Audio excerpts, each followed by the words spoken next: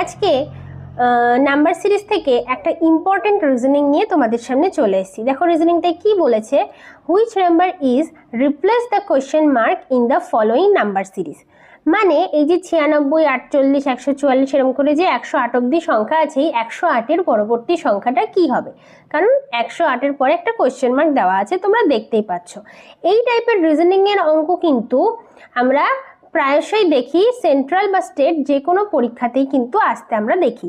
তাই এই ধরনের রিজনিং যে কতটা ইম্পর্টেন্ট তা কিন্তু তোমরা জানো। তো দেখো এই রিজনিংটা কিন্তু খুবই সিম্পল। কিভাবে হবে দেখো, 96, 48, 96কে যদি আমরা 2 দিয়ে ভাগ করি, মানে 96 ভাগ 2 করি, তাহলে কিন্তু কত আসছে? 48।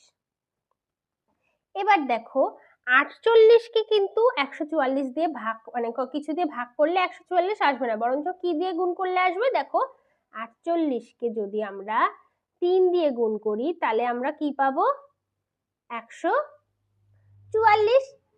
ঠিক এরম ভাবে এর পরবর্তী সংখ্যাটা দেখো, 144কে যদি আবার 2 দিয়ে ভাগ করি তাহলে 72 আসছে।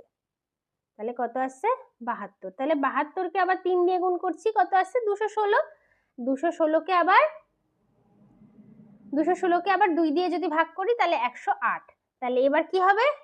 ভাগ করলাম, তাহলে এরপরে আবার কি করতে হবে? গুণ করতে হবে। মানে 108কে আবার যদি আমরা 3 দিয়ে গুণ করি তাহলে কত আসছে? দেখো 3 8 24 আর 3 অক্ষে 3 324। মানে অপশন এ হলো কারেক্ট অ্যান্সার, 324।